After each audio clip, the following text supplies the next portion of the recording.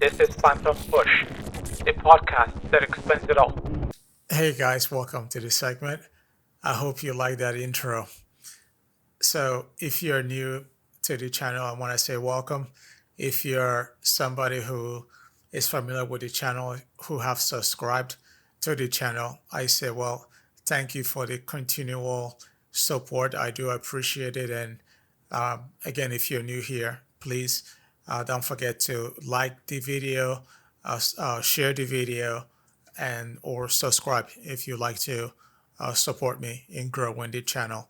Now, today's topic is something that I wasn't going to talk about because for 2 weeks now, it has permeated the airwaves, right? And I figured I was going to spare you by not giving you any more take about what you've already heard. But then I thought this is a story that's dear to me, something that, hits close to home. And because due to the gravity of this, I figured, well, I am going to talk about it. I am going to chime in. So therefore, there I am. This is about Luigi Mangione, right? And just to bring you up to speed, maybe you're just waking up as to who Luigi Mangione is, what I'm talking about. Well, Luigi Mangione is a 26-year-old individual who was charged with fatal shooting of the United Health CEO Brian Thompson on December 4th in Manhattan. Mangione was arrested in Pennsylvania on December 9th and has since been extradited as of yesterday to the city to face federal charges. I mean, altogether, there was approximately 11 charges, right? And one of the charges that was slapped in his face was that the murder in the first degree. Usually, that murder in the first degree in New York State is for people who perhaps have shot a police officer or something like that, lawman, right? This kind of tells or gives insight as to the importance of this, of who the CEO, Brian Thompson, was. But most importantly, the healthcare system, right? The healthcare system is a broken system in a rich city, in a city that claims to be, I said city, in a country that claims to be number one. Usually we're the one that are trendsetters for the rest of the world. We go in to show them how to do democracy. When it comes to healthcare in the country or maybe gun laws or management, all of a sudden we don't understand how that works. We don't understand what needs to be done. But when it comes to sports, oh, we know sports play by play. We know who got hurt, who is going to be taking this season off, and insurance is something that has perplexed most individuals. Again, I'm talking about insurance because that seemed to be on the forefront of the Mangione case. I'm looking at it from a healthful or a healthcare perspective. So that's where we are. Why did he do it? Well, we don't really know, right? That is the $1 million question that everybody's searching for. Why did he do it? Nobody really knows. But one thing that is important, is paramount, is that he shot an acolyte of the prestigious accumulators of wealth here in the US. And that, my friend, you cannot do. If he was a poor person, well, you're not even gonna, the poor person who got shot or murdered would not even make the local news, let alone international news, national news, right? And I am certain that on the 4th, when this shooting, this murder happened, I'm sure somewhere in New York City, somewhere in the Bronx, there was probably killing, right? That you don't know about, I don't know about. So this brings me to my next argument as to what is the price for healthcare?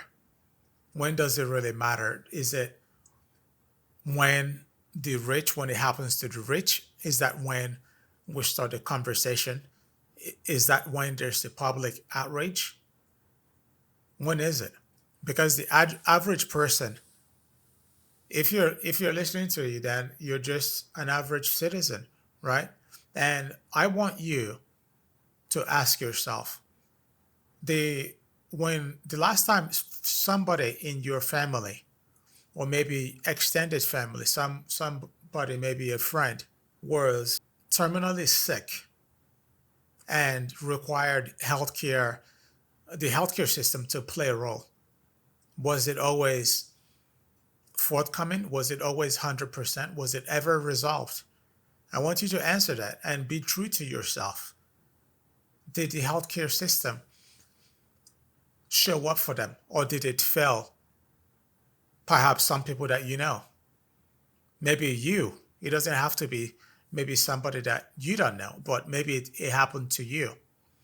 And that brings me to my second question that I'm having to resolve, right? And there has been this phenomenon, this vitriol phenomenon, that the internet, right?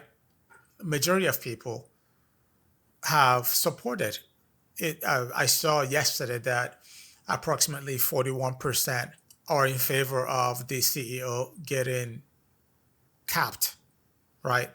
And I know that the media is really doing a great job to outrage more people, or to ensue greater divide. But the way I look at it, it's not, let's not make any mistake about it. Someone did get killed, right? Every time somebody dies, okay, it's always it's a tragedy for people who loves them.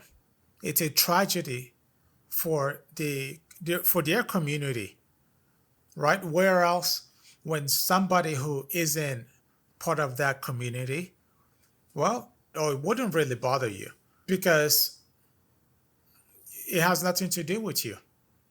And you ask yourself, well, I've lost a loved one. I've lost loved ones. Where was the public support? Did it make the local headline? No, it did not.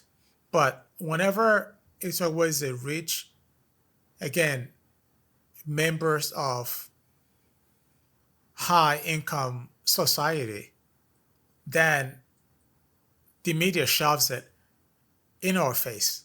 Hey, this is what happened. Case in point. Remember, I think it was 2 years ago when the submersible imploded, right? And everybody knew about it, whether or not you follow marine lifestyle or not. Everybody knew about it. Well, most people. And the reason why you made headway is because of the kind of people they were. They were high income producing group of people. Mind you, the same week that that submersible imploded, off the coast of Italy was a boat that was coming, I think, primarily North Africa, Middle East, right? Capsized, killing the 500 people on board. At least for what I recognize, most of them died, right? And that didn't make the news. Unless you follow international news, then maybe you know about it. But that's the reason why I'm telling you this, is to give you context of where we stand when there's a tragedy, right? A poor person have no rights. It's almost like when a poor person dies, it's almost like they're doing society a favor because nobody talks about them, nobody empathizes with them. It's kind of like, well, I'm glad I'm not in your shoe. And that's where I feel like healthcare is. When you're rich, then a rich person or community can always afford all the healthcare they need in the world. But when it comes to poor people, average people, when these healthcare systems that we have in place that's supposed to make our lives better, when they're supposed to show up, they oftentimes they chose to play Russian roulette with people's life by deciding claims they should approve or decline. Specifically, United Healthcare is notorious for them. And I think this is why perhaps Mr. Mangione was infatuated with that company in particular because they have the highest denial when the highest percentage when it comes to denial to their members, which is I believe 35%. And to put that into context, that's about 1 in 3, right, gets denied. So that's a gamble, right, for something that one is paying for. So it's not like this is something that it's free. This is what people are paying for. And you have the healthcare system telling you, nope, you don't need this. Nope, you need this. And then there was a particular case that I saw, right, where there was this lady, right? She was pleading with her insurance company regarding because she was going through chemo and she was pleading for them to cover life saving treatment, or medication rather. And they saw that since she was terminally ill, so they basically wrote her off. That due to the severity of her cancer, that it's probably better to decline her case. Why? So that the CEO can get a $5 million bonus because those people are making lots of money. So that's where we are. Health for profit or profit over everything else. And it's a shame. Even I mentioned earlier that there seems to be a huge media frenzy. There's a huge disparity between rich people and regular people. Rich people are outraged. They think the American public, well, some part of the American public have lost their mind because they're not showing outrage to these people. No, everybody again, everybody vents, everybody protests based on how they see fit. Some people who are maybe saying that this CEO deserves it, they're probably saying that because they know what it feels to be declined health healthcare. They know what it feels to lose a loved one. They know what it is to not be prestigious accumulators of wealth, where healthcare doesn't really matter because you can just pay it off and business as usual. So I think that's where news media is going wrong. That according to New York Times, they wrote an article stating that the public kind of missed the point on this particular case because of the all the memes you're making, because of people not caring so much. Now you tell me, all the people who died under Brian Thompson's watch, there was no media coverage for those people.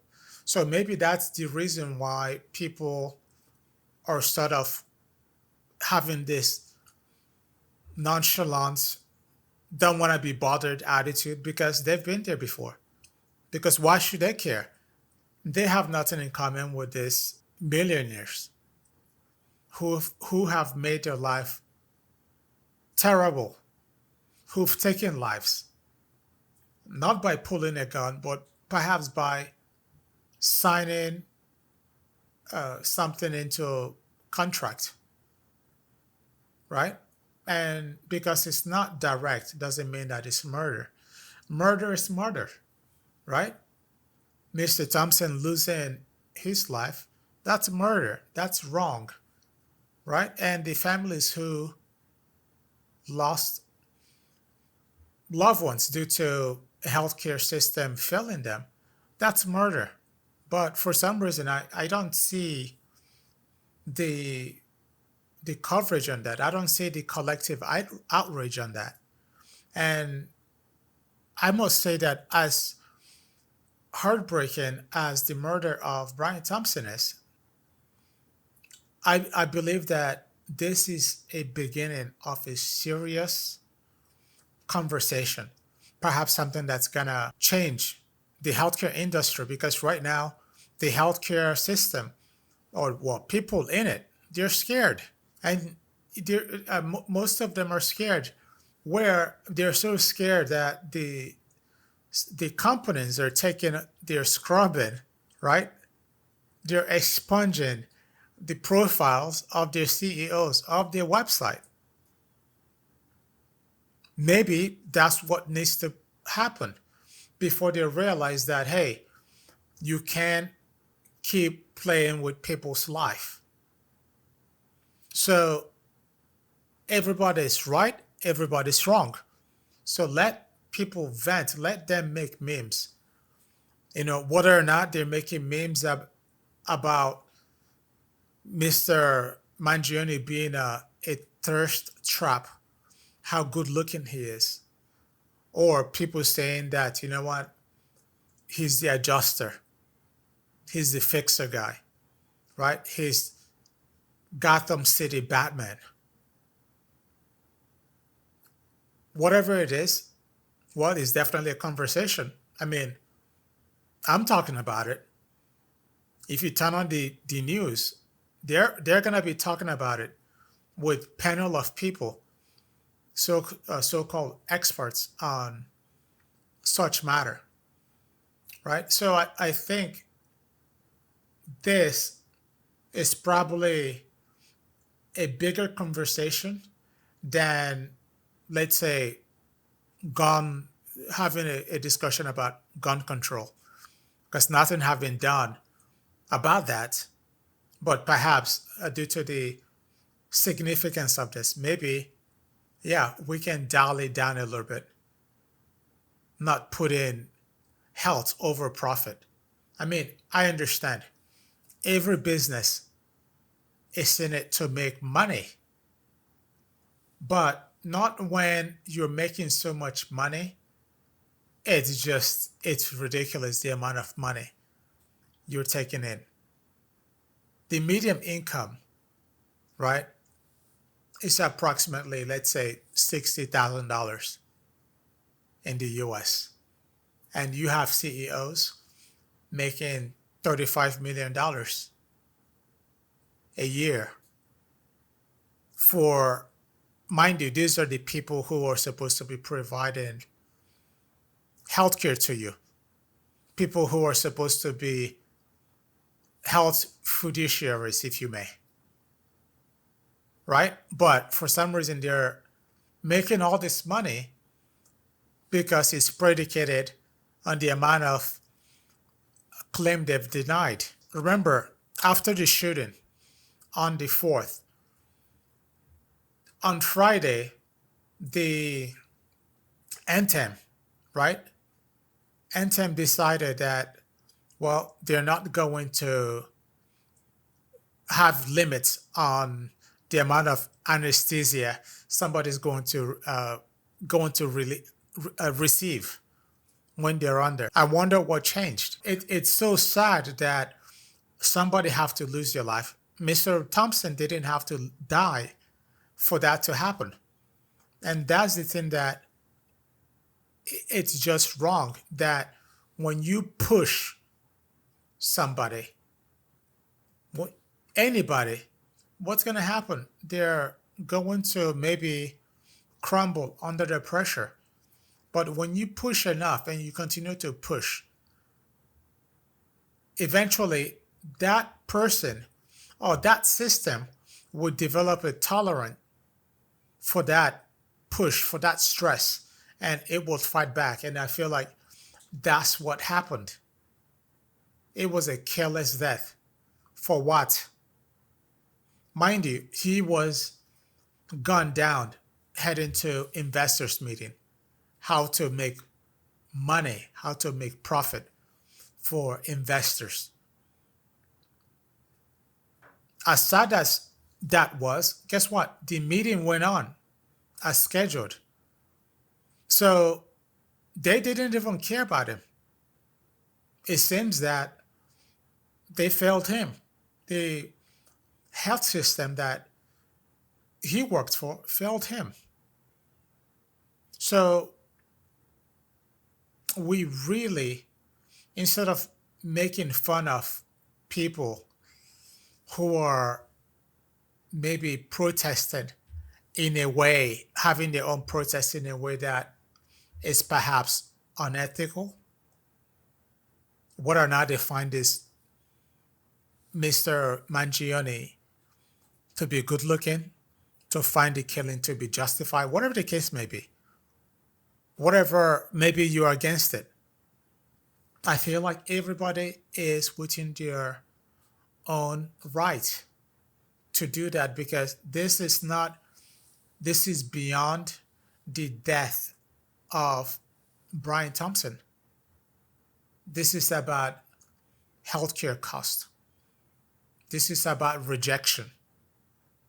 This is about people having the right to live, not to be dictated, or their life to be dictated by insurance company. And it's really sad that in a country that's rich as ours, this is where we are. This is what's happening. And the funny thing was that yesterday, when the 18th or the 19th, when Mr. Luigi Mangione was brought in, he was brought in as if this guy blew up a city or something. I don't know if you saw some of the pictures, but it looked ridiculous. The amount of money, the overtime, I'm sure that the city had to pour out to just the theatrics. It was all theater, right? El Chapo, who've murdered a lot of people, right? They didn't have that much coverage or that much security. You didn't have Eric Adams behind as it's some sort of a Superman. Remember in Superman when he was handcuffed by the police? I felt like we were watching some sort of DC comic superhero movie. It was just ridiculous. And I think this is going to fire on them because, they're trying to scare people off from repeating supposedly what Mr. Mangione did. And the media coverage, right? It's nonstop. You look at the chopper situation, you look at the mayor behind, you look at all the tactical military people behind, right? You look at all the charges. I'm thinking to myself, who is this guy? Right? Like who the hell is this guy? Is this the same supposed killer, right? That effed off the CEO? Or is this somebody, like I said, who blew up a city or something? I don't know. But my takeaway from that theater is that somebody, and I'm thinking that they're trying to deter people from doing what supposedly what Mr. Mangione did. And somebody's watching this thinking to myself, well, I like how this looks. I like the coverage. I like the attention. I want this for myself. So if they're worried about copycats, I think this is gonna backfire on them because the amount of manpower, the amount of coverage, the amount of just, I mean, they threw the book at him at whatever. I mean, it's the guy was already guilty before he was already convicted. I feel like this is the beginning of something big in healthcare. And I hope that the CEOs, instead of posturing up, don't let your pride beat you down. Instead of posturing up, they should listen. They should do the right thing because, sure, they are a business. They're in the business to make money. They're always going to make money. But put greed aside. Maybe don't be so greedy in rejecting people's claim for profit. That's my takeaway there. And if you're listening to this, I encourage you to stay informed about healthcare policies because sometimes we don't know about these things. Share resources for reporting unfair practices or advocating for change. Because it takes somebody to die, to be popped, for us to be talking about this. We should have already been talking about this nonstop and urge your policymakers to hold insurance companies accountable for unethical policies and practices. Not when something like this happens, not when it's election time. And then after that, it goes away. So we need to press our foot down. And I don't want to see any more CEOs dying, but I don't think that's going to happen if there isn't fair practices for everybody. And for the people who are bashing, I guess the people who doesn't really care that the CEO got popped, those are the people. There are two things with that. There are probably people who money doesn't mean anything to, who can cover healthcare costs without even blinking. For them, it's like maybe a tip. The premium healthcare costs have reached such a premium that at some instances, your people are paying $25,000 just out of pocket for something that the insurance companies should cover.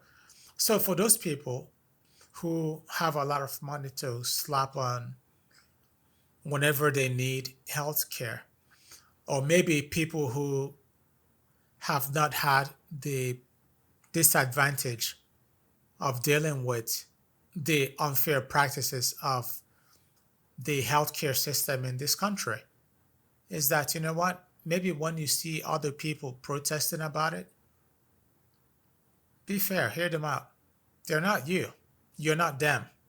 So instead of maybe telling people what to do,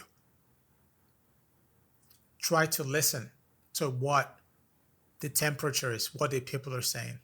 If this was any other killing, I think it would have been different. But again, this didn't have to happen. This was completely unavoidable, completely avoidable.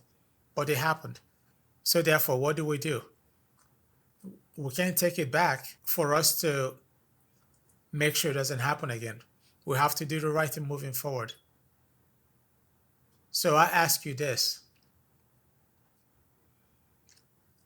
what can we do as patients, providers, and citizens to push for a fair healthcare system? What do you think we should do? Was the killing justified? And if so, at what cost? So I want to thank you for spending your time with me, for listening.